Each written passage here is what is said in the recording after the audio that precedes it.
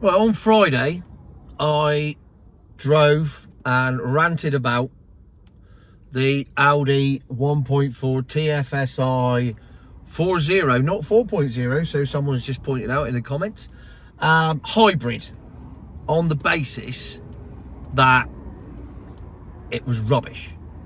And I'll stand by it, it was rubbish. And the comments on the video from people that have had one say the same thing. So, here I am on Monday morning, stuck in a traffic jam. There you go. That goes on for miles. I'm on the M5, going nowhere. So I thought, might as well make the most of it and do another video. So, one of the comments was from Les Clower 7281, to be precise. And it was about Toyotas. Now the comment, he obviously ain't got any commas or full stops on his keyboard or his phone. So it's all in one sentence. So I'm going to attempt to do it as it's written. I've got it here. Here we go. Deep breath. You obviously haven't driven a Toyota hybrid. You do know that Toyota's been building hybrids for the past 27 years and have perfected them, and they are popular in Australia. Most Australian taxis or Toyota Camry hybrids, a couple of Priuses and RAV4s, because most taxi drivers like reliable and cars that get good petrol mileage, and the Toyota Camry hybrid that does that. You should drive a Toyota Corolla Hybrid, and there is a Toyota hybrid taxi in Europe, some of it has done 600,000 miles and still has its original battery. So the European and British hybrids may be polished turds, but not Toyotas. Obviously I had to breathe in between that. Now as it happens, old Les Clower here must be able to see into the future, because lo and behold, Monday morning, first thing, I'm in a Toyota Corolla, baby. Look at that. I'm in a Toyota Corolla Estate, actually, to be precise. And it is a hybrid. So, to clear things up for Les and everyone else, I've driven loads of Toyota hybrids, and I actually think the CHR is one of the best cars on the road. They're lovely to drive. They're a lot smaller inside than they seem on the outside. For those that don't realise, the CHR is like their mini Jeep type thing, SUV. But with that hybrid engine in it, it's brilliant.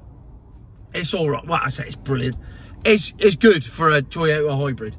And it's a lovely little car to drive. It's very comfortable, very nippy, and handles really well. So, yeah, I have driven a fair few of these Toyota hybrids, and he's right. They are the best hybrid engine out there because they have been making them the longest, and they've ironed out all the teething problems that everyone else is still having, which of course is the main debate to be had when it comes to milk floats. The fact that it's all new technology and no one's ironed out the faults yet, and Toyota were out of the game, so I suppose they are in pole position. So what I did, I left Cornwall this morning and I reset the trip meter because I wanted to see exactly what these things do on long journeys, because yeah, they probably do. You probably get 60s, mid to high 60s round town, because you're constantly using the hybrid motor. So again, if you're just driving around cities at 20 mile an hour, hybrid is the thing for you, or even a milk float, as long as you don't want to go very far. But we come down to the same argument every time. As soon as you want to go long distance or out of your 15-minute city, can you do it in a milk float stroke hybrid? And is it better? That's the crucial thing. Is it better? Because if it's not better, it's not progress. So here we have, I've done, hang on, I should be able to tell you exactly. If I knew how to work this trip computer. 1 hour of driving. There you go. Right, hang on, let me take you off here a minute. There you go. See it for yourself. 1 hour of driving, and I'm averaging 46.7 miles to gallon. Nothing remarkable about that at all, is there? Virtually every diesel in the land will do that on a motorway. So, is it any better? No, it's not. It's just average, which actually sums up the Toyota Corolla really well. Average. It is a good, functional, working car. There's plenty of space in the back. Got big boot. This one's an estate. And, you know, up front is what it is, really. It's got all the toys. It's got everything you need. And I've just noticed that I'm now crawling up the motorway. As you can tell, we're just moving. And I am indeed in EV mode. So right now, I am using the hybrid because I'm doing 1 mile an hour. And the hybrid over about 28 mile an hour doesn't work anyway. So it's only useful for very low speeds. That's the only time it works.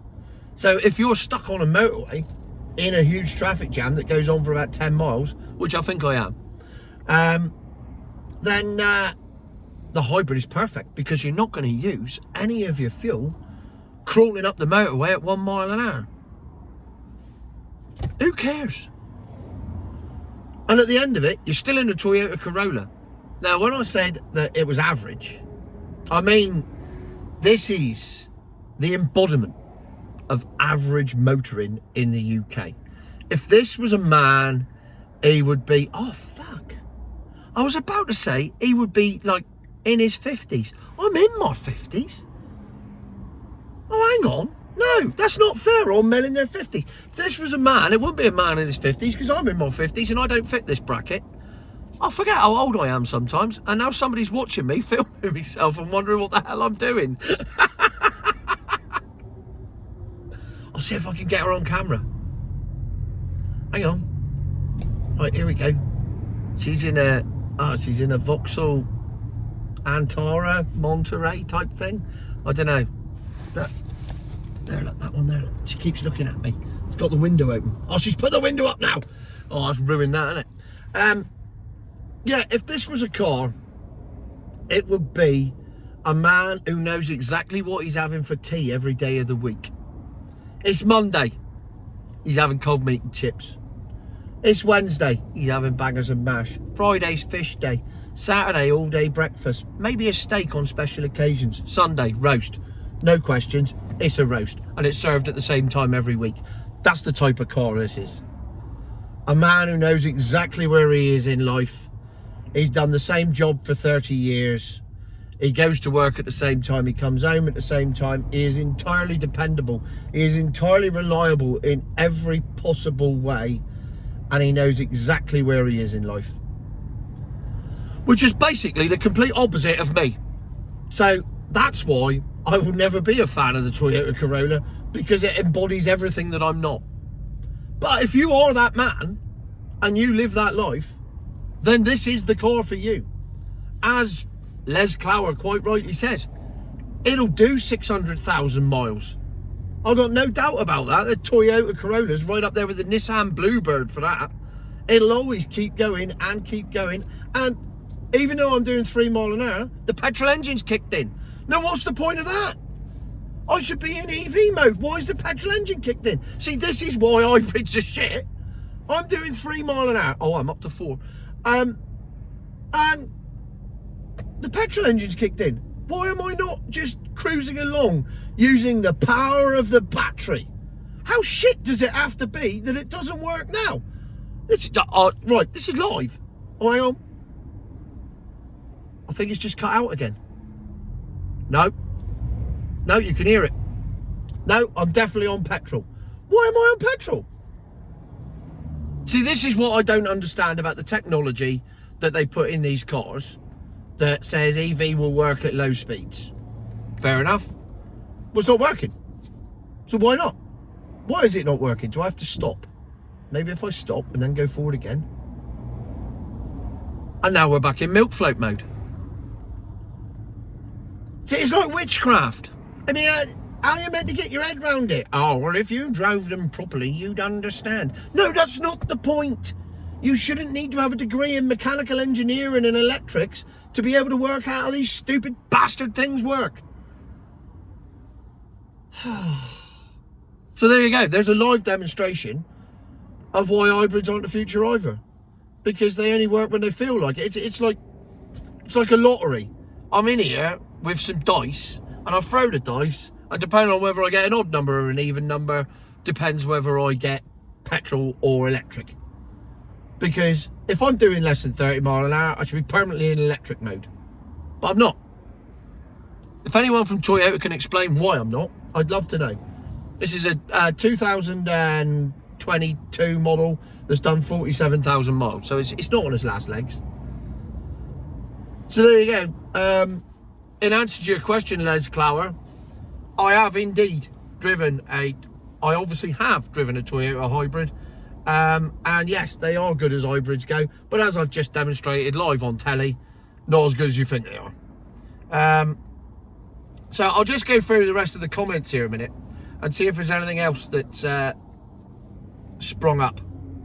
I'll start at the top and work my way down. A comment about the 2 a.m. bird analogy. I stick with it. I had one of those A3 hybrids as a loaner last year. Dreadful thing. There you go. I've heard Toyota went down the hybrid instead of EVs and now have the best hybrid engines, outclassing all others by miles. Oh, well, I was tended to agree with you. But I've just proved that it's not that good, is it? Because if it don't work in a traffic jam, when is it going to work? As fun as an accountant's Christmas party. Keith, whosoever. Keith, sorry, mate. Thanks for the compliment about the lovely analogies. But you've just said, I've got a 2014 Dacia Logan MZV 1.5 diesel. Yeah, I'm sorry, mate. In true modern fashion, thoughts and prayers. Thoughts and prayers. Adrian Pollard, bloody hell, carnage. When I lived in St Austell in the 70s, I drank in a pub in Homebush. It's called the Homebush. It's just had a new roof on the conservatory.